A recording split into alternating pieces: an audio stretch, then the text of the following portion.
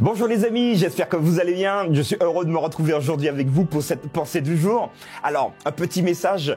Il y a quelques jours même, nous avons abordé, vous vous rappelez, les anges gardiens.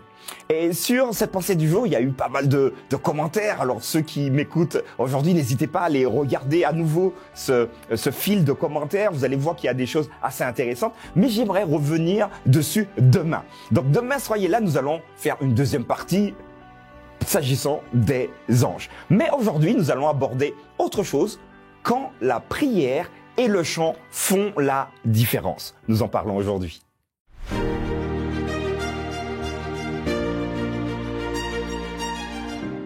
Aujourd'hui, la pensée du jour se trouve dans Actes des Apôtres, chapitre 15, verset 25. Vers le milieu de la nuit, Paul et Silas priaient et chantaient les louanges de Dieu, et les prisonniers les écoutaient. Voilà, la prière et le chant font la différence. Cette histoire est tirée du livre des Actes des Apôtres, et j'aimerais simplement vous relater l'histoire. Alors, ces deux hommes sont en prison, Paul et Silas. Ils sont en prison parce que, foncièrement, ils annoncent l'évangile, la parole du Christ, et ils sont à fond, ils sont motivés. Mais ça plaît pas à tout le monde. Ça plaît surtout pas à l'ennemi même de Dieu, qui va utiliser des instruments humains pour les emprisonner. Comme ça, vous allez vous taire. Et parce que vous êtes en prison, du fait que vous annonciez la bonne nouvelle, peut-être que dans votre tête, vous allez réfléchir, en sortant de prison, vous aurez la bouche fermée. Vous comprenez bien que quand nous sommes engagés pour le Seigneur, même en étant en prison, notre mentalité ne changera jamais. Alors, ces deux hommes, Paul et Silas, voilà, ils sont enchaînés, ils sont dans leur prison, probablement en train de penser. Mais une bouffée d'oxygène arrive immédiatement. Mais oui, mais nous sommes fiers finalement d'être en prison. Pas parce que nous avons fait du mal, mais parce que nous avons fait du bien. Donc si jamais il vous arrive, et c'est peut-être délicat, s'il vous arrive de mauvaises choses où on vous fait du mal parce que vous faites du bien, j'ai envie de dire que votre solution, ce sera la prière et le chant. C'est exactement ce que Paul et Silas ont fait. Et immédiatement, ils se sont mis à chanter. Ils se sont mis à prier, mais ils le faisaient à haute voix.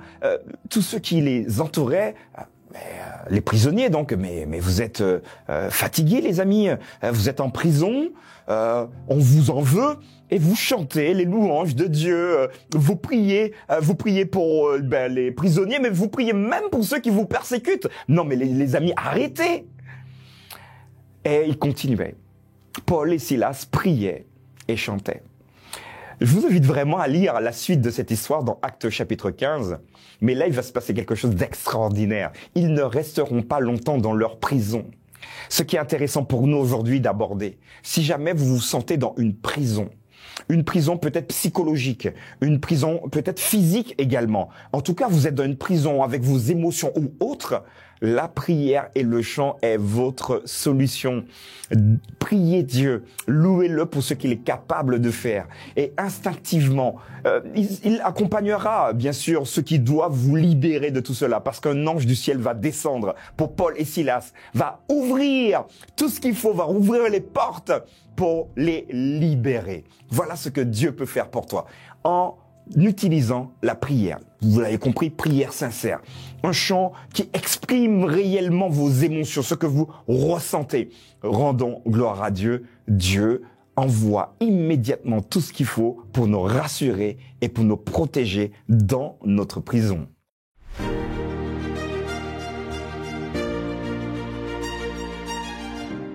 Voilà les amis, nous avons abordé aujourd'hui quand la prière et le chant font la différence.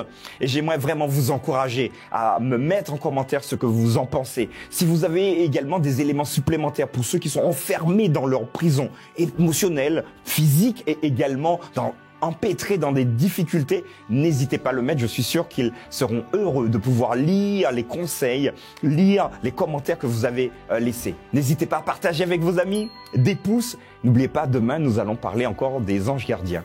À demain, que Dieu vous garde.